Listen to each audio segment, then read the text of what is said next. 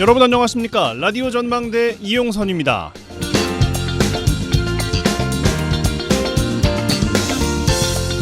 오늘은 제78주년 광복절입니다. 78년 전 오늘 우리나라가 일본으로부터 광복된 것을 기념하고 1948년 8월 15일 대한민국 정부 수립을 축하하는 날이죠. 3일 후에 한미일 정상회담을 앞두고 있습니다. 광복절 우리는 리더의 입에 주목할 수밖에 없는 날이기도 했습니다. 일본 기시다 총리는 2차 세계대전 종전일이기도 한 오늘 야스쿠니 신사에 공물을 보냈습니다. 윤석열 대통령은 진보를 위장한 공산 전체주의 세력을 겨냥했습니다. 그러면서 반국가 세력도 저격했죠. 그리고 한미일 협력의 중요성을 강조하면서 일본에 대해서는 보편적 가치를 공유하고 공동의 이익을 추구하는 파트너라고 했습니다. 어제는 위안부 피해자 할머니 기림의 날이라고 소개해드렸습니다. 광복절에 나온 메시지라기에는 우리나라 정부의 입장이 어째 좀 어색하지 않나 싶습니다. 오늘 라디오 전망대가 준비한 소식입니다. 지역 소식들 뉴스 브리핑 통해서 들어보고요. 언더독 문화산책 차례로 이어집니다. 잠시 후에 뵙죠.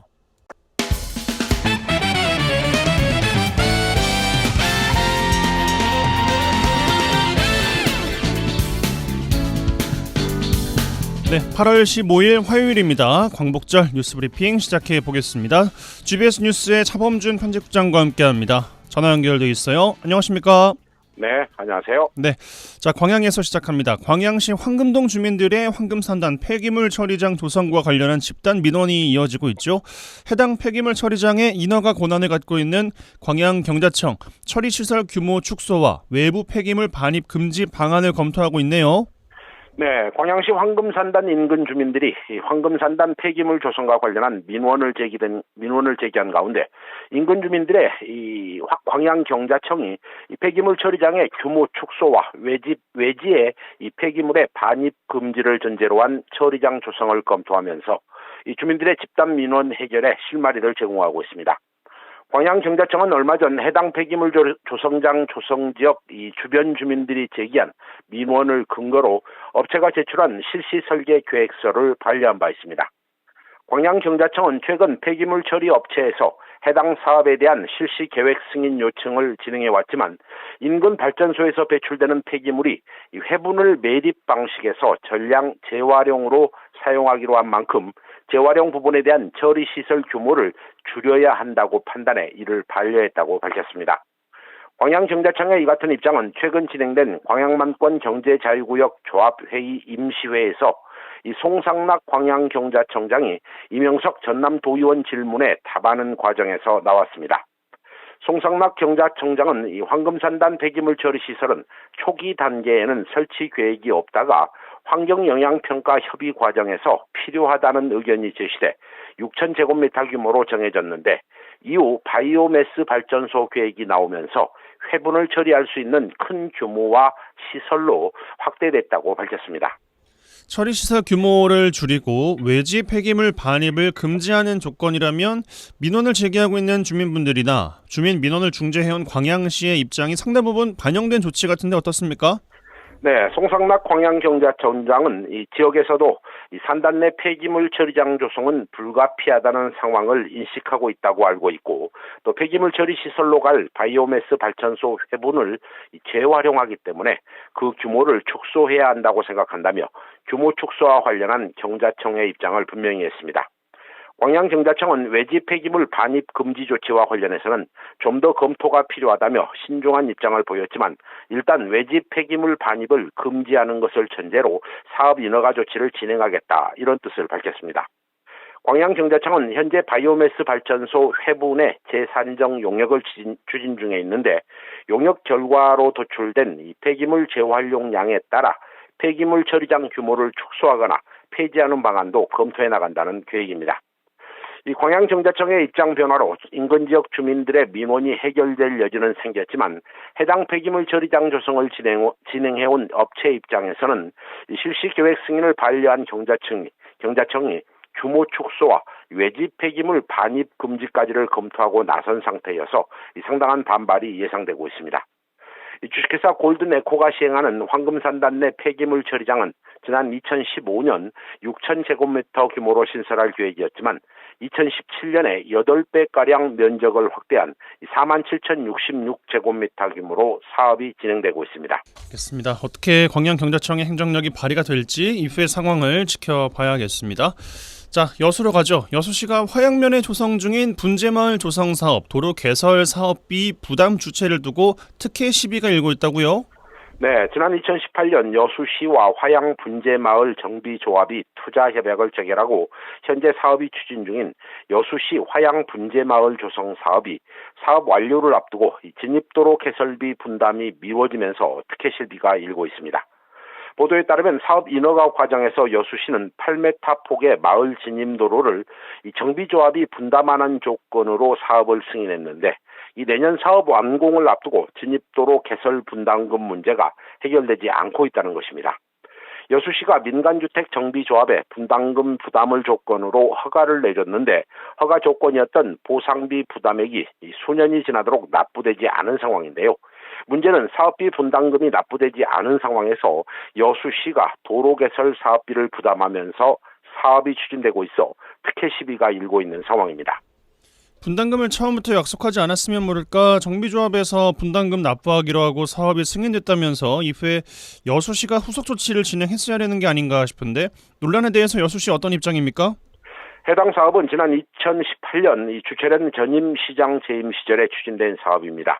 당초 2022년까지 분재마을을 조성한 후에 이 관광객들에게 분재를 감상할 기회를 제공한다는 계획으로 사업이 추진됐습니다. 하지만 사업이 지연돼 왔고 지난 5월 사업 시행 기간이 오는 2024년으로 늘어난 상태입니다. 이 택지 분양은 57명의 조합원으로 구성돼 있고 토지와 부지 공사가 대부분 완료된 상황인데요. 이 마을 진입로 예산 문제로 논란이 제기된 상황으로 해당 마을 진입로는 1225m에 폭 8m로 설계돼 있고 이 중 시행사가 총 공사비 중 토지 수용비 20억 원 중 6억에서 7억 원의 수용비를 부담한다는 조건을 제시한 상태입니다. 여수시 집행부는 도시계획법상 8m 도로가 확보해야 인허가 조건에 부합됐지만 여수시가 조건부 승인을 해줬는데 그 경위를 아직 파악하지 못하고 있고 아직까지 조합이 이를 이행하지 않고 있다는 입장을 보이고 있어서 마치 전임 행정부와 현재 집행부가 서로 책임을 미루는 듯한 모습을 보이고 있습니다. 예. 누가 사업을 추진했던 간에 분담금을 받아야 되는데 받지 못하고 있는 상황이면 답답한 상황일 것 같습니다. 예. 자, 순천에서 마무리하죠. 순천 지역에서 공익 직불금 부정수급 사례가 점점 늘어나고 있다고요? 네, 순천시에서 공익 직불금 부정수급 건수가 지난 2020년에 한 건에 불과했는데 2021년에 2건, 22년에 4건으로 증가 추세를 보이고 있고 2023년 현재도 농산물 품질 관리원으로부터 통보받은 부정수급 건수가 벌써 2건으로 집계되면서 부정수급 사례가 늘고 있다는 분석입니다. 이 부정수급이란 농지 소유자가 경작을 하지 않으면서 거짓이나 그 밖의 방법으로 공익직불금을 신청 또는 수령하거나 이 농지 등을 분할하는 경우를 말하는데요. 지자체는 농산물 품질 관리원으로부터 통보받은 부정수급 사례에 대해 관할 지역 공무원이 현장에 나가 이행 점검을 확인하고 최종적으로 부정수급 여부를 결정하게 된다고 합니다. 공익직불금 부정수급자로 결정될 경우 부정수급액 전액이 환수 조치되고 등록 제한이나 가상금 부과 1년 이내의 징역 및 벌금령에 처하게 됩니다. 공익직불금 말 그대로 농민들의 경작 행위를 공익을 위한 활동으로 인정한다, 또 현금을 지원한다, 이런 취지인데 일선 현장에서 이루어지고 있는 공익직불금 부정수급 사례 정리해 주실까요? 네, 공익직불금 부정수급 사례로는 폐경이나 농지 내 묘지 미철거 등 농지 형상을 유지하지 않고 직불금을 수령한 경우가 대부분을 차지하고 있다고 합니다. 순천시는 현재 지자체에서 공익직불금 신청과 지급 업무를 처리하고 있고 이 농관원에서 경영체 등록과 이행 점검을 실시하고 있다며 앞으로 지자체와 농관원의 업무 협의체가 공익직불금 수령 작업 요건에 대한 합동조사를 실시하면 부정수급의 소지가 많이 줄어들 것이라는 입장입니다. 알겠습니다. 뉴스브리핑 GBS 뉴스의 차범준 편집국장과 함께했어요. 고맙습니다. 네, 고맙습니다. 매주 화요일 그들의 이야기가 수면 위로 올라옵니다. 탑독이 되는 그날까지 언더독 토론. 네, 매주 화요일 전남 동부권 언더독들의 핫한 토론, 언더독 토론 시간입니다. 매주 화요일에 함께하는 시간, 오늘도 두 분과 함께합니다. 자, 오늘은 백성호 광양시의회 부의장 함께하죠. 어서 오십시오. 네, 반갑습니다. 더 나은 내일을 만드는 진보당 백성호 의원입니다. 네, 순천시의회 이봉남 의원 함께합니다. 어서 오십시오. 네, 반갑습니다. 순천의 큰딸 이봉남입니다. 예, 광복절 또 한 주 또 어떻게 보내셨는지 또 여쭤보겠습니다. 어떻게 보내셨습니까? 많은 일들이 있었는데 그 중에 좀 한 가지를 좀 소개해드릴까 싶습니다. 좀 기분 좋은 소식인데요. 지난주에 저희 지역에 있는 아파트에 기계실에 화재가 발생을 해서 전기가 이제 정전되는 사고가 발생을 했습니다. 네, 네, 아마도 그 여름철에 전기 소비가 많다 보니까 그렇죠. 기계실에 있는 변압기에 무리가 가서 아마 이제 화재가 발생한 걸로 이렇게 예상은 되고 있는데, 그 전국적으로 이런 일들이 많다 보니까 실제 이 변압기를 교체하는 전문 기술을 가지고 있는 분들을 섭외하기가 굉장히 좀 어려웠습니다. 그래서 기계실이 지하 2층에 있는데 이 변압기는 구했는데 이 변압기를 지하 2층으로 내릴 수 있는 인력이 없어서 아파트에서 이제 발을 동동 구르고 있었는데, 마침 이제 파업 중인 플랜트 노동조합에 좀 문의를 해서 자원봉사를 좀 해줬으면 좋겠다, 기계실에 내리는 것을 이렇게 했는데 실제로 이제 도움을 주셔가지고 이틀 만에 복구가 할 수 있는 일이 있었습니다. 그래서 뭐 매번 우리가 이제 여러 가지 좀 안 좋은 기사도 하고 많이 하는데 이번에는 저희 지역에서 기분 좋은 소식으로 한번 전해볼까 합니다. 네, 네. 알겠습니다. 자, 이봉남 의원님 또 어떤 시간들을 보내셨습니까? 한 주? 네, 한 주인데요. 무슨 일 했는지 기억이 잘 안 나는데 다시. 바쁘셔서 한 주가 기억이 안 나시는 건지 아니면 너무 더워서 기억이 안 나시는 건지. 예, 지금 8월이 뭐 각 학교의 교장 선생님들이나 또 대학의 그 교수님들 퇴임식이 있잖아요. 그 순천대학교 제가 산림자원학과인데 또 박인엽 교수님 이번에 퇴임을 하시는데, 그 동안에는 저희가 이제 퇴임 인사만 좀 했는데요. 동문회가 구성이 돼서 저희가 선배님들하고 교수님께 공로패도 드리고 꽃다발도 드리고 해서 석별의 정을 좀 나눴고요. 네, 네. 알겠습니다. 또 한 주 또 바쁘게 또 보내신 두 분과 함께 오늘 살펴볼 주제 제가 먼저 꺼내보겠습니다. 순천시가 폐기물 처리 시설 입지 타당성 조사 과정을 인근 주민과 갈등이 일자 일단 공개하는 것으로 했습니다. 네, 최소한 입지선정위원회 독립성이 입증될 수 있도록 위원 선정 과정과 내역은 공개해야 되는 것 아니냐, 이 문제를 비롯해서 자료 공개가 다소 좀 형식적이다, 이런 지적도 나오고 있더군요. 이 문제 일단 좀 먼저 꺼내볼 텐데 이봉남 의원께 먼저 드려야겠죠. 순천시 자료 공개에 문제가 있다고 보십니까? 없다고 보십니까?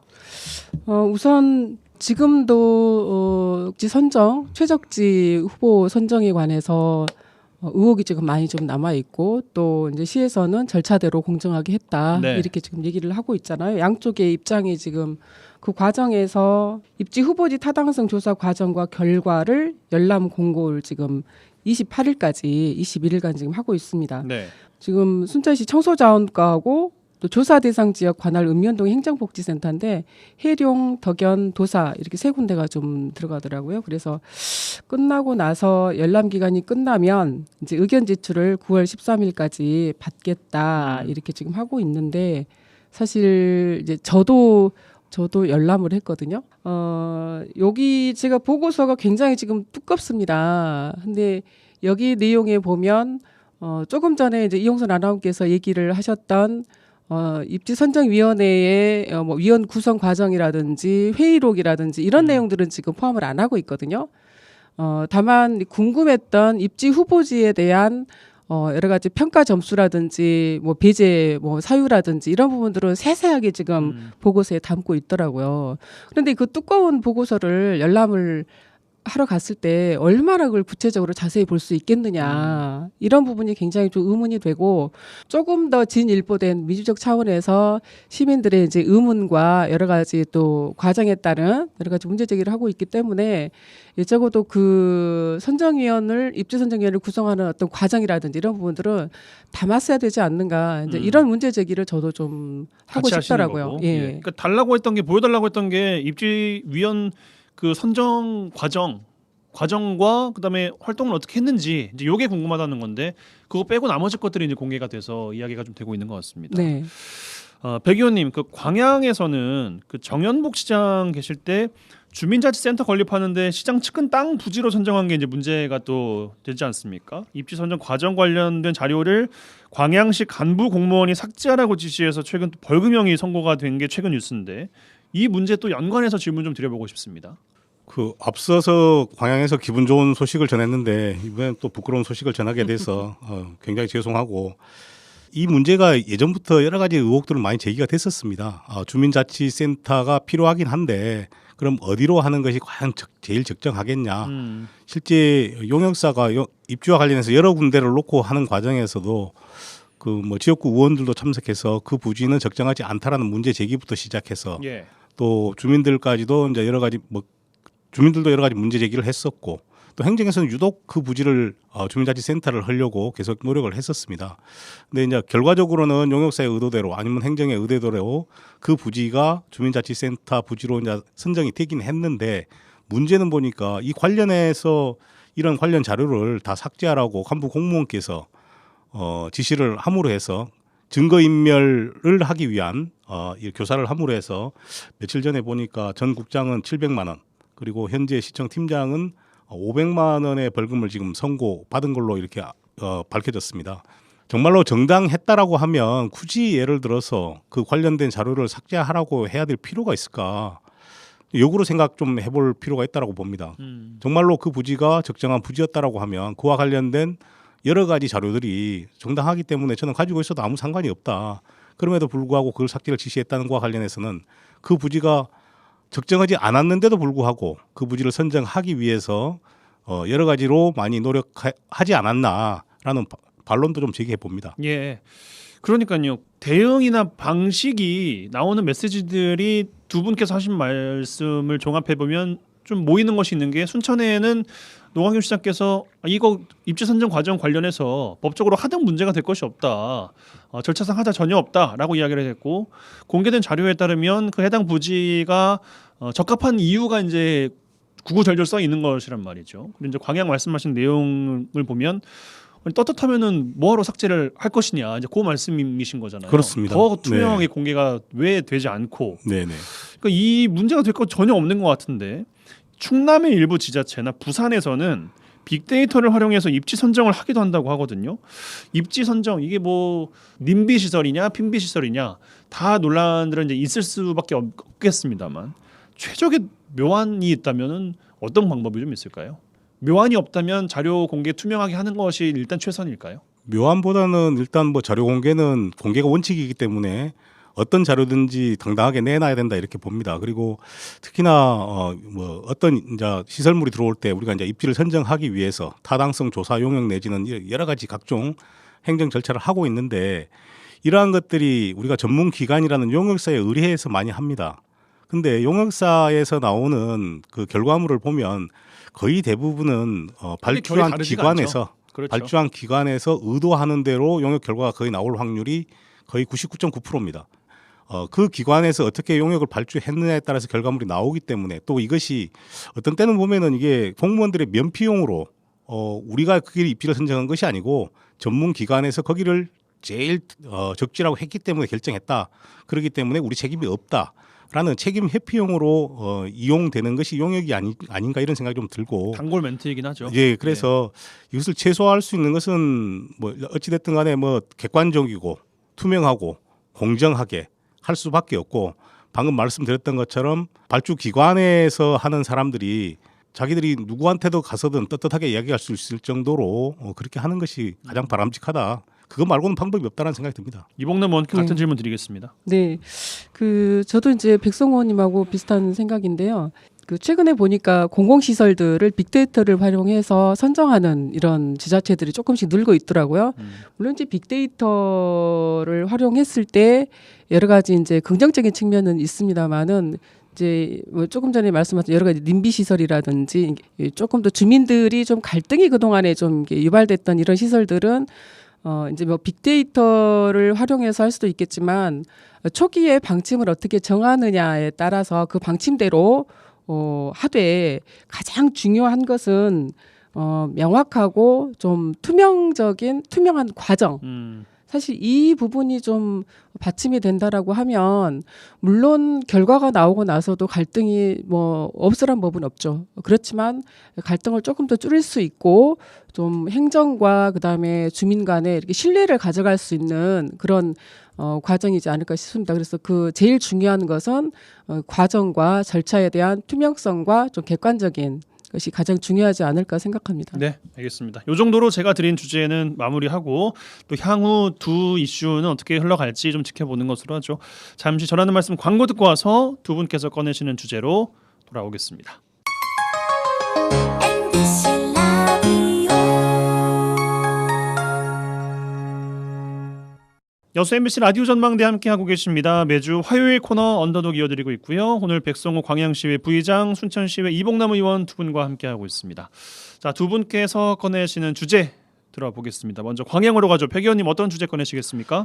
그동안 저희 프로그램에서도 많이 다뤘던 광양시의 노사분규 문제, 여러 가지 사업장이 있었지만 지금 현재 가장 장기간 파업을 하고 있었던, 파업이 아니죠, 노사 분쟁이 일어났었던 포운이 464일 만에 문제가 해결이 되었고, 그리고 포털이라는 회사는 2달 동안 직장 폐쇄와 총파업이 이렇게 파업이 있었는데 거기도 지금 현재는 업무 복귀를 한 상태입니다. 예. 그동안에는 예를 들어서 노사 간의 분쟁이 발생하면 노사 당사자의 문제라고 해서 주변에 있는 뭐 시민사회단체나 아니면 행정이나 각계각층에서 강 건너 불구경하는 이런 좀 분위기가 있었다면은 이번 같은 경우는 노사민정협의회에서 지난 21일 날 적극적으로 중재를 했었고, 실제 그 중재할 때는 그 결과물이 나오지는 않았습니다.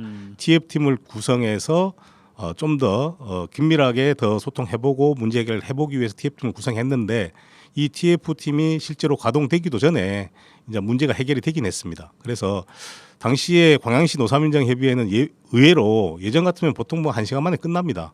근데 당시에는 이제 정인하 시장이 위원장인데 시장께서 한 3시간 반 정도 장시간 동안 이 문제를 조율하기 위해서 노력을 했고, 뭐 공교롭게도 이게 뭐 까마귀 날짜 배 떨어지는 거인지 모르겠지만 노사민정협의회가 열리고 나서 빠른 시간 안에 이 문제가 좀 해결이 됐습니다. 그래서 이제부터라도 노사 분규의 문제를 나무일처럼 생각하지 말고 우리 시민들의 일이기 때문에 행정이든지 아니면은 뭐 상공회의소든지 시민사회단체든지 모든 분들이 같이 노력해서 이 문제를 해결했으면 좋겠다라는 의미로 오늘 주제로 정해봤습니다. 예.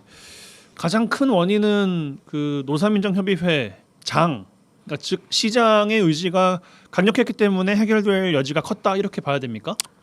그게 전부는 아니겠지만 어느 정도 역할은 저는 분명히 했다 이렇게 생각을 합니다. 네. 네, 시장께서 뭐 다른 행사 일정도 많고 회의 일정도 많은데도 불구하고 다른 걸 다 뒤로 하고 그날 같은 경우는 상당히 많은 시간을 할애해서 이걸 중재하기 위해서 노력하는 모습을 옆에서 봤는데 그날만큼은 제가 진정성 있게 봤습니다. 그 전에는 좀 강 건너 불구경하는, 그리고 왠지 좀 한 발씩 뒤에서 이 노사분규 문제를 보는 것 같았는데 당시 회의에서는 좀 적극적으로 중재하기 위해서 열심히 하는 것을 보면서 시장이 이렇게 하셔야 된다.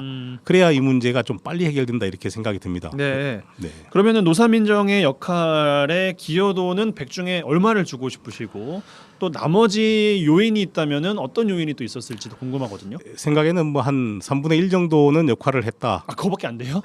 너무 많이 준 것 같은데요. 네.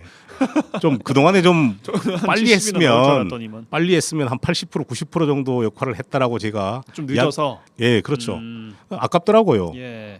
좀 더 빠른 시간에 했었으면 빨리 해결됐으면 쉽게 말해서 이 공을 고스란히 뭐 노사민정 협의회에서 가져갈 수 있는 부분인데도 불구하고 저희도 피하고 차일피일 미루다가 이렇게 노동자들도 힘들고 사용자들도 힘들게 만든 다음에 했기 때문에 예. 많은 점수를 줄 수는 없고 좀 더 빨리 했으면 많은 점수를 저는 줄 수 있었다 이렇게 보여지고요. 그럼 나머지 3분의 2는 어떤 요인들이 있습니까? 아무래도 해결에? 이제 노사 양측에서 서로 한 발씩 양보를 했습니다.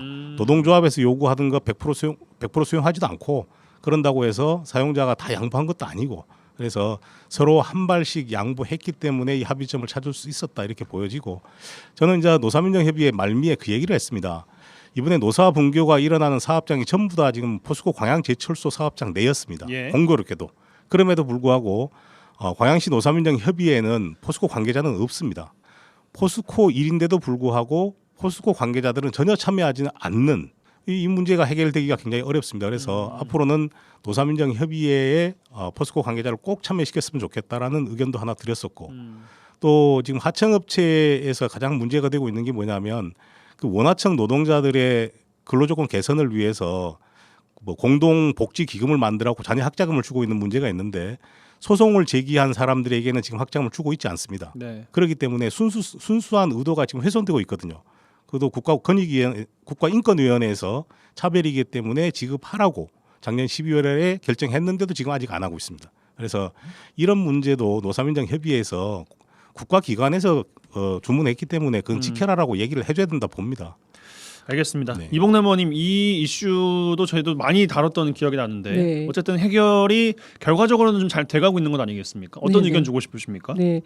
장기간 그 당의 노사 분규 때문에 노측 사측 모두 참 고생을 많이 하셨다는 말씀을 드리고 이제 조금 전에 백성호 의원님 말씀하신 것처럼 이걸 해결하는 이걸 끌어가는 과정에 있어서 지자체의 어떤 의지와 노력이 굉장히 중요하다. 이런 부분을 다시 한번 좀 확인을 하게 됐고 한참 전에 이 주제를 다뤘을 때 노사민정협의회의 역할을 강하게 백성호님이 그 주장을 하셨잖아요. 적극적으로 좀 개입해서 이 해결에 대해서 좀 노력해야 된다라고 말씀을 하셨는데 어쨌든 마지막에 또 노사민정협의회 열어서 해결됐다 이런 또 볼 수도 있을 것 같은데 이번에 이 사태를 좀 해결된 사태를 또 반민교사 삼아서 사실 순천에서도 지금 뭐 국가정원 노동자라든지 뭐 그 전에 자벌도와 관련된 이런 또 어려움들이 있었잖아요. 그리고 현재 실제 지금 국가정원 노동자들도 진호위에서 몇 분 조합원에 대해서는 또 불법 또 해고다라고 하는 이런 또 판결도 받고 해서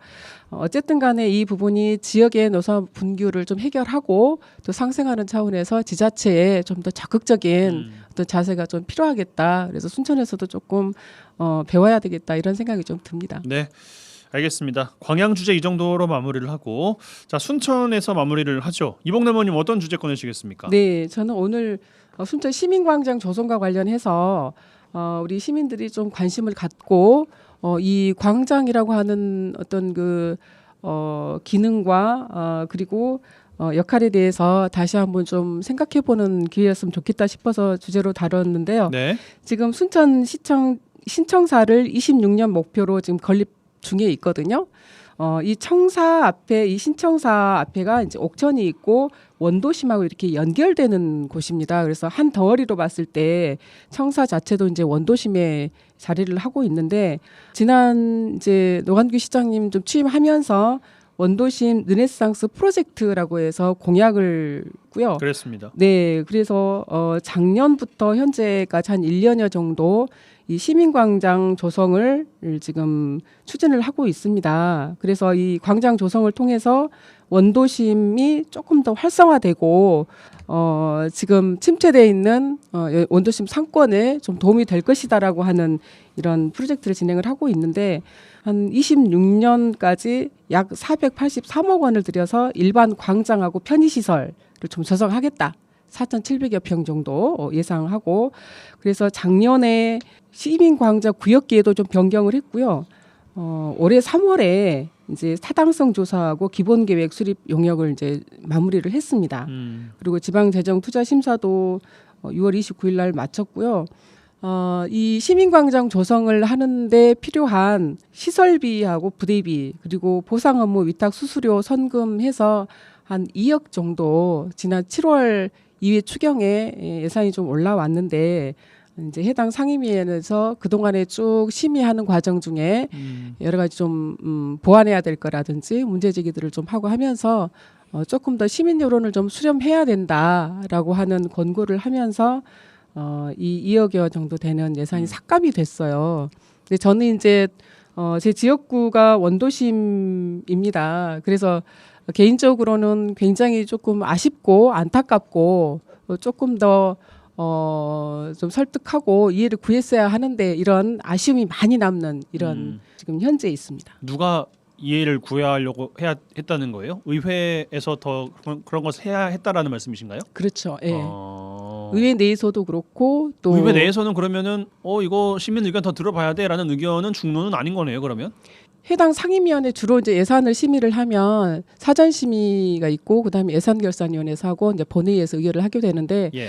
주로 이제 해당 상임위원회에서 그동안의 업무 보고라든지 또 예산을 심의하고 행정의 여러 가지 절차와 관련된 주문들을 많이 하게 되거든요. 근데 그런 과정에서 해당 상임위원회의 이해와 어떤 이제 설득을 구하지 못한 상태였던 거죠. 이 이야기가 어떻게 비춰지냐면 네. 무소속 시장과 민주당 시의원들의 갈등이다 이제 이렇게 언론에서는 노출이 되던데 이건 어느 정도가 맞는 말입니까?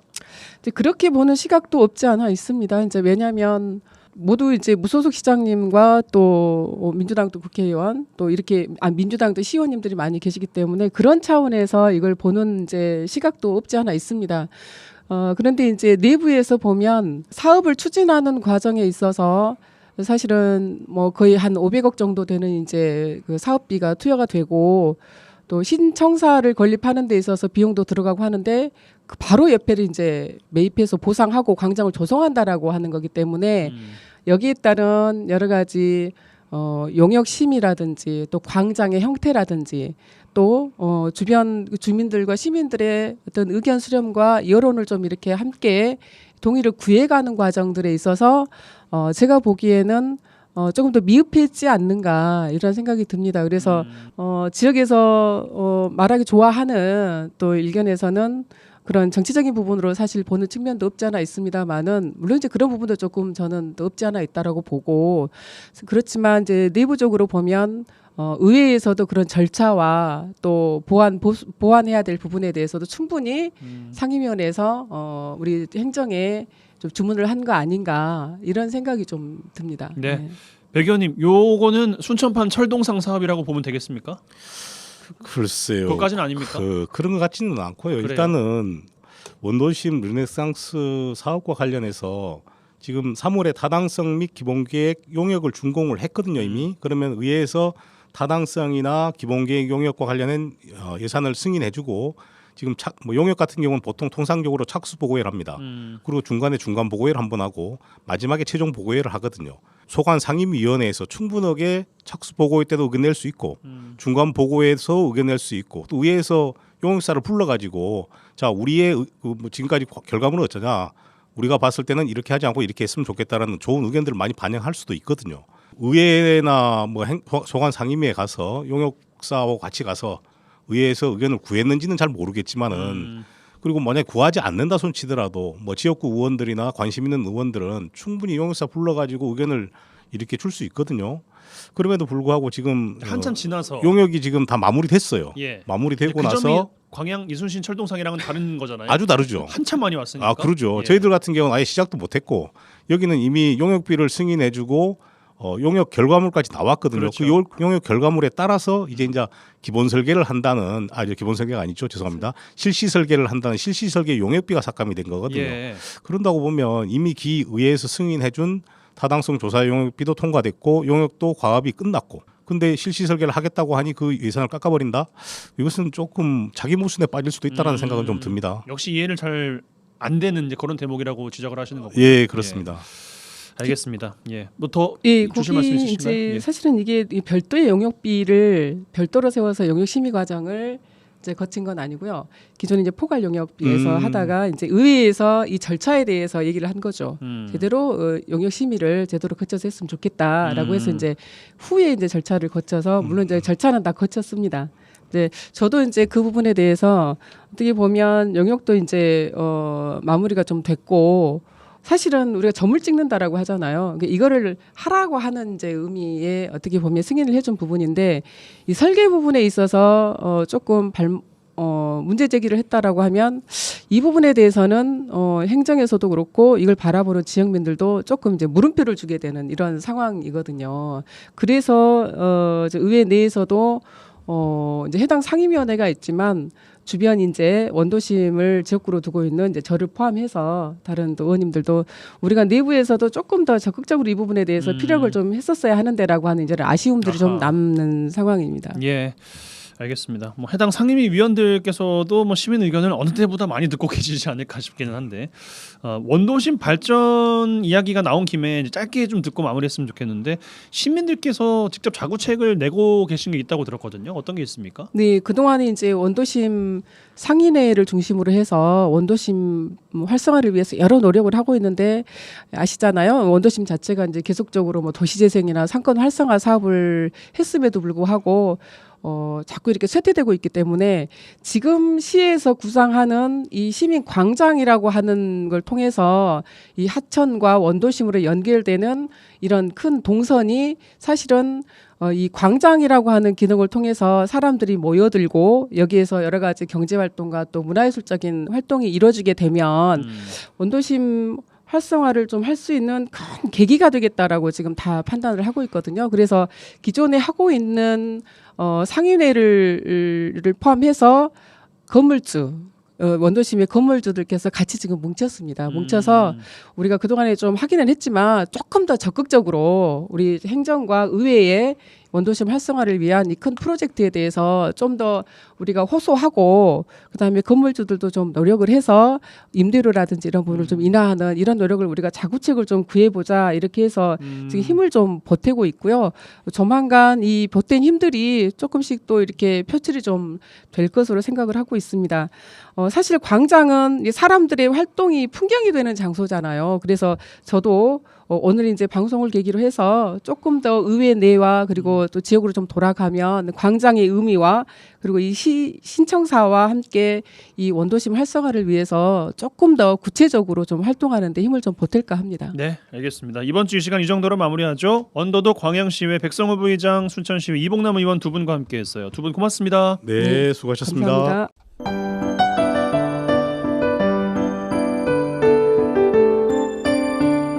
라디오 전망대 문화 산책.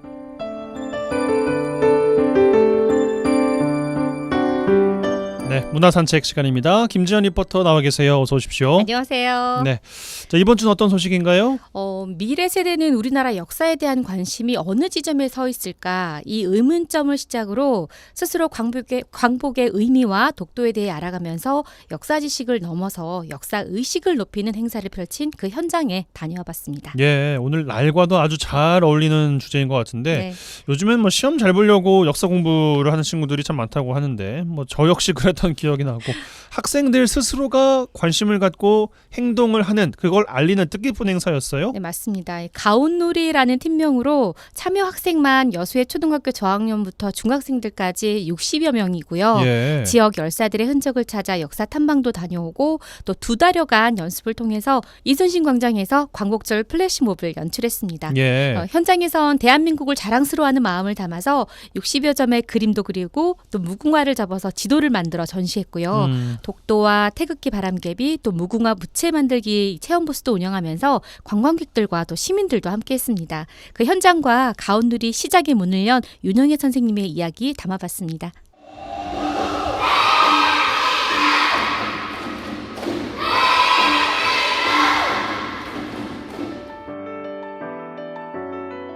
안녕하세요. 이번 공연의 문을 열어준 윤영혜입니다. 아이들이 급식실에서 싸움이 났었어요. 시리가 독도가 일본 땅이라고 얘기했다고 자꾸 초등학교 3학년, 4학년 애들이 아니야, 우리 거야, 아니야, 일본 거야 이걸로 다툼이 있었어요. 그래서 이거는 너무 심각한데 이 생각을 해서 책으로 읽는 것보다 한번 행동으로 움직여보자. 그래서 이걸 기획하게 됐어요. 처음 그 얘기 들으셨을 때 어떤 생각을 하셨어요? 이 아이들에게 도대체 우리는 뭘 가르쳐주고 있는 거지? 독도는 우리 땅이야. 지중학 때부터 우리 거야. 이거를 가르쳐주고 있는데 6학년 아이들은 당연히 우리 거지요. 근데 코로나 세대였던 3학년 아이들은 아니요. 걔가 맞을걸요? 이렇게 얘기를 해요. AI니까. 그래서 제가 좀 충격적이었어요. 처음에 할 때 애기들이 우리가 독도춤 추면 일본이 쫓아오는 거 아니에요? 이런 얘기도 했었어요. 근데 이제 끝나고 나니까 제가 다시 한번 걔한테 물어봤어요. 아니요 선생님, 독도는 이제 우리 거예요. 제가 이제 확실히 알 것 같아요. 이제 이거에 너무 만족했어요. 팀명이 가온누리예요. 네. 어떤 의미죠? 가온누리는 세상의 중심에 서라는 소리거든요. 그래서 대한민국이 세상의 중심에 섰으면 좋겠다. 그럼 너희들이 어떻게 살아야겠니? 그럼 아이들이 좀 더 훌륭하게 자라야 된다고 생각해요. 대한민국을 이끌어 나갈 수 있게 바른 어른이 되면 돼. 어른 세대가 너희한테 베풀어 주듯이 너희도 후세 아이들에게 베풀어 주면 돼. 그러면 대한민국은 잘 될 거야. 그게 이 팀명을 정한 이유였어요. 여수 웅천중학교 1학년 정민주입니다. 아침에 역사 탐방하고 왔어요. 윤혈려 그 묘지 가가지고 그거 하고 저기 웅천 보험회관 가서 사촌 그분한테 윤혈수 역사님이 막 살아생전에 했던 업적들 이야기 들었어요. 더운 날에도 여기 갔다 온 이유가 우리나라의 역사를 배우고 느끼고 싶어서 갔다 왔습니다. 원래는 여수에 독립운동가가 거의 없는 줄 알았는데 이렇게 이걸 통해서 알게 된 게 정말 많은 것 같아서 너무 좋았어요. 여수 여선중 1학년 홍지원입니다. 이걸 통해가지고 역사에 흥미가 좀 생겼던 것 같아요. 여수에 독립운동가들이 있다는 걸 주변 친구들한테 알려주고 싶어요. 여도초 5학년 정윤서라고 합니다. 지금 어떤 그림 그리고 있어요? 저 이거 광복절에 만세 운동한 거 그리고 있습니다.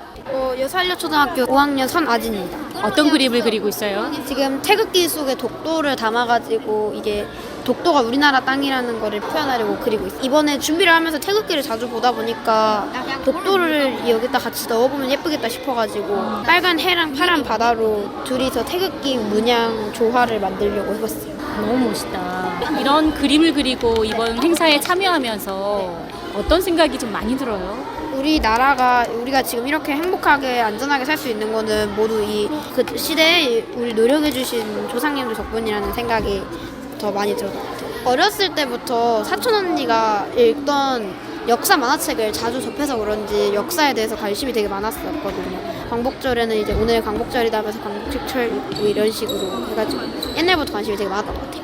저는 소년초등학교 4학년 3반 김다인이라고 합니다. 춤추는 게 너무 힘들었어요. 저 몸치라서. 그 가사가 두 곡이 있거든요. 하나는 애국가에다가 하나는 뭐 독도랑 울릉도 관한 건데요. 전 그 독도 울릉도 춤이 가장 어렸어요. 애국가를 아예 외운 것 같아요. 지금 막 엄청 들으면서. 몸치라서 좀 댄스에 대한 걱정이 조금 있었고 완성을 해냈어. 어때요? 조금 뿌듯해요. 엄마가 열심히 했다고 수고했다고 플래시몹 자신 있으니까 한 달 동안 했던 수고를 5분 동안 다 쏟아붓겠습니다. 기대돼요. 왜냐면 우리가 지금까지 열심히 준비했고 맨 마지막 연습도 꽤 괜찮게 나왔으니까 거기서도 충분히 잘할 수 있을 거라고 믿습니다. 가온누리 화이팅! 똑같은 옷들을 입고 계세요. 어떤 분들이신 거예요? 공연을 위해서 자원봉사하고 있습니다. 시간 되는 엄마들, 좀 도와줄 수 있는 엄마들 다 모여있죠. 연습에서 지치지 않도록 그 뒤에서 뒷바라지 하는 건 다 엄마들의 역할이었잖아요. 그래도 아이들보다는 덜합니다, 저희는. 처음에는 여기 될까 했는데 가면 갈수록 되는 거예요. 너무너무 신기하기도 하고. 이렇게 플래시몹만 하는 줄 알았는데 이 제반적으로 하는 게 너무 많잖아요. 이게 애들이 이거에 대한 책임감도 좀 생기는 것 같고 이렇게 또 몸으로 자기들이 직접 배우면서 하니까 평생 기억에 남을 이벤트인 것 같아요. 돈 내고 학원 가서 배우는 거랑은 차원이 다르고 자기들이 하고 싶어서 하고 그림도 오늘 같은 경우도 막 열심히 막 애들이 그리고 하는 거에서 정말 그리고 연습 끝나면 또 엄마들이 간식을 준비해주니까 오늘은 무슨 간식일까 이런 말 하는 경우 그런 것도 애들한테는 정말 힘이고 원동력인 것 같아요. 끝나면 우리 아이에게 어떤 말 해주고 싶으세요? 애썼어. 현준아 현재야 애썼어. 사랑해. 최고다. 민기야 지연아 애썼어. 그러나 아람아 애썼어. 아진아 유주야 기특하다. 저 멀리 동해 바다 처음에 이 플래시몹을 해보지 않겠니? 라고 아이들에게 이야기를 했을 때 반응은 어땠나요? 애들은 전부 다 이거를 단순히 춤이라고 생각했어요. 재밌겠는데? 한번 해볼까? 네. 그리고 이제 연습이 시작됐죠. 네. 아마 저 혼자 못했을 거예요. 원장님이 계셨고 아이들 하나하나 전부 다 안무지도를 다 하셨어요. 개인 연습할 때는 안 되죠. 제가 이런 얘기를 했어요. 개인이 잘하고 못하는 게 중요한 게 아니야. 우리가 이런 무대에 설 수 있다는 당당함, 그 다음에 너희가 해냈다는 자존감, 그리고 우리가 모여서 뭔가를 세계에 알릴 수 있고 사람들에게 알릴 수 있다는 이 메시지가 중요한 거야. 근데 그걸 이해하더라고요. 그리고 다들 열심히 해줬어요. 아이들한테 참 감사해요. 아이들아, 오늘은 광복절이야. 기쁜 날, 나라 찾은 날, 행복한 날. 그랬더니 다들 더 열심히 웃은 것 같아요. 우리의 암호는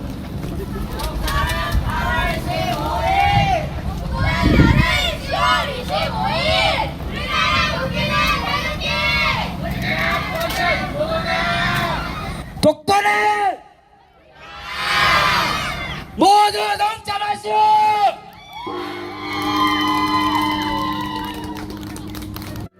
안녕하세요. 태극기 부채 체험 행사 중입니다. 한 번씩 참여해 주세요. 건곤감리가 어떤 의미를 갖고 있는 거예요? 건곤감리는 여기 저는 하늘, 동쪽, 봄, 오행, 중금이고요. 고는 땅, 서쪽, 여름, 오해, 중토고요. 여기는 무궁화 부채를 체험하는 부스입니다. 무궁화의 소중함을 사람들에게 알려주고 싶어서 이 부스를 하게 되었습니다. 참여해보시면서 또 어떤 생각이 드시는지. 무궁화에 대해서 다시 한번 생각하게 되네요. 어디에서 오셨어요? 서울이요. 여수를 처음 와봤거든요. 이순신 장군 공원이라고 들어서 한번 와봤는데 여기에서 또 역사를 생각하게 관광객들에게도 한 번 더 의미 있는 시간을 가질 수 있게 해주셔서 되게 좋은 것 같아요.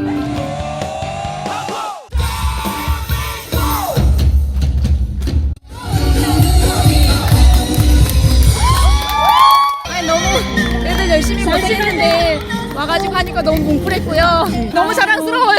금방이라도 우실 것 같아요. 감동적이에요. 너무 감동받았어요. 아이들이 이때까지 했던 노력들을 이제 생각하니까 정말 너무 자랑스럽고 애들이 이제 나라 사랑에 대한 것을 잘 알았으면 좋겠습니다. 이번 행사를 통해서요. 은유야, 태성아 사랑해. 흥결아, 온유야, 그동안 고생 많았고 오늘 너무 멋있었어. 너네가 너무 자랑스럽다. 사랑해. 자, 오늘 끝났어요. 지금 기분이 어때요? 친구들과 좋은 활동을 할 수 있어서 좋았습니다. 한 달 동안 열심히 연습한 보람도 있고 조상님들이 존경스럽고 뿌듯해요. 힘들기도 한데 뿌듯했어요. 끝나고 애들한테 이순신 공장에서 무대 있다고 말할 거예요. 화이팅! 고생은 많이 했어요, 애기들이. 그런데 끝나고 난 뒤에 광복절이 선생님 정말 행복한 날이라는 걸 느꼈어요. 그래서 우리가 이 날을 꼭 기억해야 되는구나. 이제 영웅을 보면서 더 험하면 험했지 그 절대 과장된 얘기가 아니라는 걸 저희가 느낄 수 있었어요. 이렇게 얘기하더라고요. 저는 그래요. 아이들한테는 시험 때문에 외워야 되는 것도 중요하지만 그냥 대한민국 사람이니까 알고 있어야 하는 거, 당연히 알아야 하는 거, 이걸 어른들이 얘기를 해줘야 된다고 생각을 해요. 근데 말로만 해주면 잘 모르거든요. 이런 행동 한 번씩 하고 친구들이랑 같이 하면서 활동 한 번씩 하면 기억이 되게 오래 남아요. 제가 원한 건 그거였어요. 제가 문은 열었지만 내년에도 내후년에도 누군가는 이 문을 좀 같이 열어주셨으면 좋겠어요. 역사라는 것을 거창하게 하지 말고 우리가 살아가고 있는 현실이야. 적어도 지켜나가고 니들이 새로 쓸 역사니까 과거는 잊지 말아야 된다고 생각합니다.